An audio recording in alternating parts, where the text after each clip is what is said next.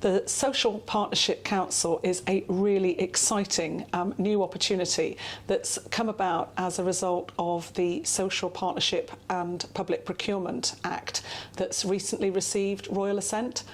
And the reason I think it's exciting is that the voluntary sector have been involved as an advisor to the Shadow Social Partnership Council for some time. And we have got one place on the Social Partnership Council that's going to be convened over the coming months.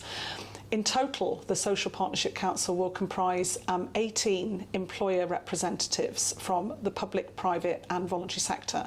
The council is going to be chaired by the First Minister, and WCVA has got the responsibility to reach out far and wide across the voluntary sector in Wales to identify individuals who might be interested in being nominated and their names being put forward for consideration.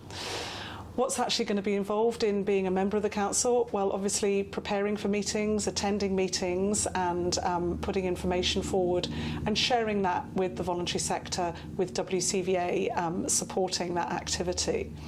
The reason why I'm really excited about our role in nominating a representative to the council is that we are fully committed to improving the equality and diversity and inclusion across all public bodies in Wales, and this is the first opportunity that we've had with this new legislation to encourage people who may never have considered being involved in something like this to consider it.